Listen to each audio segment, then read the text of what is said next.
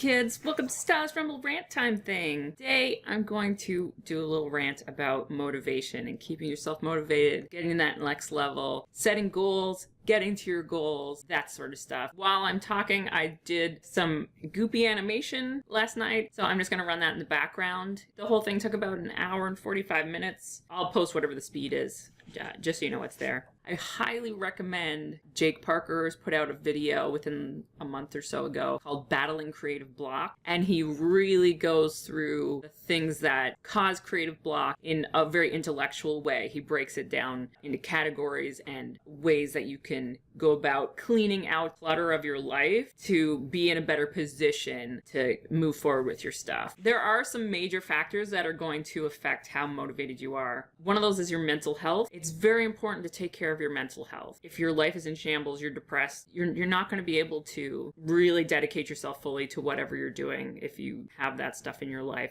So definitely take care of yourself. It's so important to ask for help when you need it, clear out the bad stuff in your life that is taking away from your overall wellness. So never underestimate the importance of taking care of your mental health. Look towards your friends or your doctor or whoever in your life is able to help you there. Don't ever feel like you're not worth the trouble. Physical health is also very important. I've had nerve damage in my hands, and for when it first happened, I couldn't even write my name. It took a couple weeks before I could just handwrite my name. This happened about 2.5 years ago now, and it took months of physiotherapy to get myself fixed up. So I mean, if your physical health is to the point where you can't sit long enough because your lower back is bad, or your hands are messed up because of carpal tunnel, you have to give yourself permission to stop. You have to see what you need to do in your life that can improve that. Like, I have lower back problems just from sitting so much, and really I just need to walk more, go to the gym more. And if you're 18 or 20 years old, you're like, I'm fine, I can sit for 12 hours a day. But it's important to start early. If you're planning on spending your life in the chair drawing like I have, at least try and walk once a day, get out, take care of your back, because it's better to spend a little time early on taking care of that stuff than later, like you're having to take months or years off because you're in such a bad place physically. So mental health and physical health are very important and under talked about in the art world, because no one talks about going for a walk when you're trying to get better at drawing. But being healthy is important to be able to maintain the marathon that is art. Art is a marathon. It's not a sprint. You're not going to find one how to draw owls thing and then suddenly the world of your mind opens up and you're the best artist out there. That's just not how it happens. Talent is not an important factor here. You can't ride on talent. You can't ride on luck. There's no such thing as the lucky artist. People who are at the highest tiers of animation, the people you're looking at, if you're looking at Miyazaki as one of the best filmmakers ever born, it's because he's been doing this for 60 or 70 years. Not because he's lucky, not because he's talented, but because he's dedicated his entire life to learning and becoming better and honing his craft. You look at some of the top animators in the world, Andreas Deja, Mick Call, all the old guys, the Disney old men, Glenn Keane, all these super famous high-class animators. It wasn't luck. It wasn't magic. It wasn't talent. They weren't born the best animators in the world. They are animators. They animate, they study animation, they take the time to learn their craft, and they care about getting better. And that's all it is. It's just you have to take your mindset and put it in a place where you realize that art is a marathon. Any kind of art, whether it's animation, whether it's character design, whether it's fine art, all of that, it's a marathon. There's no finish line. Stop trying to get to the finish line. It doesn't exist. If you're trying to be done, like if you think that, oh, if I do this, if I learn this thing, I'll be done. I'll be where I want to be. It's not a thing. There's no done. I'm not done. I'm constantly trying to be better at something. Like, I want to be a better animator. I'm not the best animator in the world by any stretch of the imagination. I'm not the best artist for any category ever. But what the difference between me and the guy who ended up getting a job in an office is I want to get better. I like learning. I like that challenge. That's why I'm here. I'm not here to do the best animation, be done, say, yeah, look, I blew up that thing, now I'm the best. That's not my goal. And it's a bad goal to set for yourself because you're going to be constantly disappointed when you never reach done, the non-existent done. And you have to ask yourself, what do I want out of this art thing? Do I want to be an amateur? Because that's that's good. It's fine. It's not a bad thing not to make a living as an artist. You can totally have a day job where you build houses or you dig ditches or you sell coffee or you do whatever. You could sell refrigerators, or there's tons of jobs out there that are great jobs. They pay the bills, they get things done. You can just do art on the side, but make that decision whether you want to be an amateur artist and just do it for a laugh, or you want to be a professional, and that's how you make your living, because it's two different things and both are fine. But if you want to do this professionally, you need to reach a level where you're on par with your peers.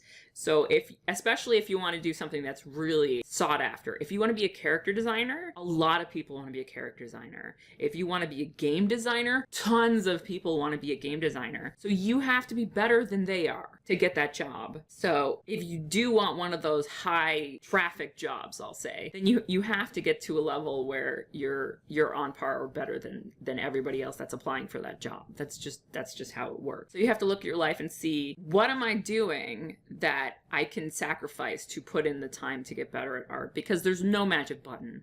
There's no secret tutorial. There's nothing I can tell you that's going to get you better than the time and effort it takes to get there. I got nothing. The biggest factor for learning to be a better artist of any sort is just the time, the effort. So if you're playing games 20 hours a week, wishing you were working on games, then that's 20 hours you're not spending to get there. The person down the block who's spending those 20 hours drawing to improve their art or studying their art, they're the ones that's going to get the job, not the person who's playing the games. If you are interested in games specifically, I highly recommend FDZ School. They're just constantly talking about how you can't spend all your time playing games if you want to make games, because it takes too long to learn this stuff. If you're spending a ton of time just online looking at other artists' stuff, or you're looking up tutorials, or you're watching videos, that's not time you're doing something. So you have to find a way to balance that time of looking for things and researching things, and also actually spending the time doing the work. What I recommend is, rather than you schedule time to learn how to draw better, or schedule time to learn how to animate better, whatever it is your goal is, instead of that, you schedule the time to do the fun stuff. Schedule your time to play your game. So you're only allowed to play your game on Tuesdays and Fridays for 2 hours or an hour or whatever it is. Or in order to go and spend all this time on ArtStation just drooling all over artwork, you have to draw for an hour before you're allowed to get on ArtStation as soon as you sit down at the computer. Because the thing is, you sit down at the computer and the first thing you want to do is go through your social media cycle and check all that stuff. But if you start the drawing first, once you get into it, you're more likely to stay at it. So when you get down to like the day-to-day stuff, my thing is just 10 more minutes. If I haven't started yet and I'm kind of like mulling around on Facebook or Reddit or something like that, then I turn it off and I'm like, okay, just take 10 minutes to start what you're doing.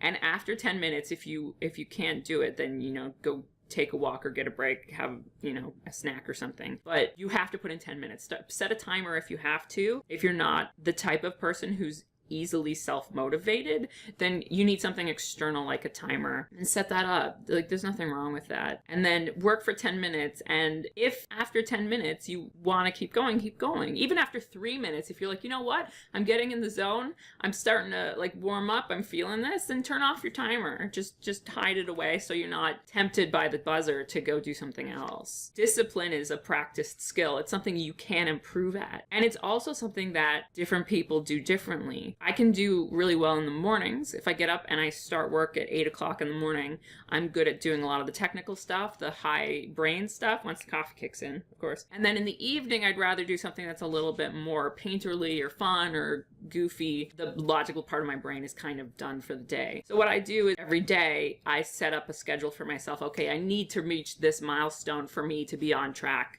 so that by the end of the week, my deadlines have been met, stuff like that. And also just this, the Stylus Rumble thing, since I started doing that, I know I want to put out a video at least once a week. So I'll look at my schedule and see when is the best time for that. I like to record when my kid is asleep. So my kid has a certain amount of time during every day that is 100% his. So that's not available. But then, evening times after he's gone to bed, or first thing in the morning before I get started on my day job work, that's when I can record my videos, or I can edit videos outside of that time frame. So take a look at your own mental frame. Like, are you a morning person or are you a night person? If you wake up in the morning, you're really sluggish and stuff, maybe start with the fun stuff first. Whatever you find uses that part of your brain the best, when you don't need that logical part to be a lot like awake yet. And then figure out what time of day is the best one for you to be analytical. So maybe, 3 o'clock in the afternoon is the best time for you to set a schedule for yourself and see what you need to do the next day. At the end of the day, you'd go through all the stuff that you've done that day, and you'd look at the next day and give yourself a deadline, a little personal deadline. So, okay, tomorrow I want to tackle this, this, and this. And then by 3 o'clock, 5 o'clock the next day, I'll figure out where I am, how well I've done, and then determine what the next day is going to bring. I am a very logic brain person. I really like schedules and deadlines, and I like to have things very orderly. So I'm constantly making lists for myself, seeing where I am in the list, and then adjusting my schedule as the week goes by so that I get everything done on time. And I also have time just being alive, making sure my house doesn't fall to shambles, making sure my kid eats things that are vegetables, stuff like that. Everybody has time somewhere, whether it's arranging your schedule so that you have to get up a little earlier because you know that at night when you get home from work, you're just too tired. If you're too tired after work, then go do it before work. Don't give work your favorite brain hours. Those are yours. Those are your favorite brain hours. So if you know you're a morning person and you have to go to work early, get up even earlier and give and let those early brain hours be dedicated to art. If you know that your best brain hours are at the end of the night, then set yourself up so that after work you have the time to do that. And also find a place within the brain space where you can organize yourself and set yourself goals. One of the best things that has happened to my productivity lately is I was kind of getting a bit bored with where I was art-wise, so I was looking for some just like online classes to take, some self-guided stuff, and I came across Chris Oatley's Magic Box. They have digital painting tutorials if you're interested in illustration or visual storytelling. That's really what their realm is. And they have a Facebook group, and once a week, one of the girls who works there, Ânia Marcos, she just posts a little thing and says, what's your weekly goal? And then at the end of the week, she said, how'd you do? And that's why this channel exists, honestly. You can check out her blog. I'll post that down below. And the other stuff I've mentioned, I'll post all of those things down there. But that's all it took, is what's your weekly goal, like your personal goal. And I realized that I didn't really have one. I was just kind of being wishy-washy about it. When I was younger and I had that goal to become an animator, I had a goal to achieve, and it was a lot easier to schedule my personal time in a directed way. So this has really helped me to set a new goal, which is to create this channel and kind of get more into education and teaching people. So because I've done mentorships in the past, which I really enjoyed, the one-on-one time training people. And I've also done training in studios and stuff for rigging and things of that nature, the more technical side of the stuff. And I really enjoy that. So I felt like this was a good opportunity for me to branch out and do more teaching sort of stuff. Really, it just boiled down to that. What's your weekly goal? And so there, it's like, okay, I'll make a video once a week. I'll make a video and I'll post it and just see where it goes. So having a goal is really great if you're trying to motivate yourself. Because if you're like, okay, I want to create a short, like an animated short, a 2-minute short, it's too much for your brain to schedule. So if you break it down into little individual steps, be like, okay, what do I need to get this short off the ground? Well, I need the designs, okay? So I'm going to make a list, and I'm a huge fan of lists. I'm going to make a list. What do I need? I need background design, I need character design, I need prop design. Or even before that, I need a script. I need a guide of what I'm going to do. So week 1, I'm going to write a rough script. Week 2, I'm going to really make sure that the script is feeling good and start working on just blue sky designs, just rough designs. Then the next week, maybe your designs are starting to come together and you're going to organize them. You're going to come up with more of a solid plan about what style you're going to do. And just every week, just come up with a little goal for yourself. Monday morning, what's your weekly goal? And Friday, how'd you do? How's your goal doing? Or Sunday, if you're a 7-day week sort of person, just ask yourself, how'd you do? And then make a new plan for next week. Just make a new plan. And if you fail, it doesn't matter. It's not about win-lose. There's no finish line. There's no done. Stop looking to be done. You can always make your goal the same thing the next week, and then you just try it again, okay? So that, I've been going on. I could probably go on for another hour.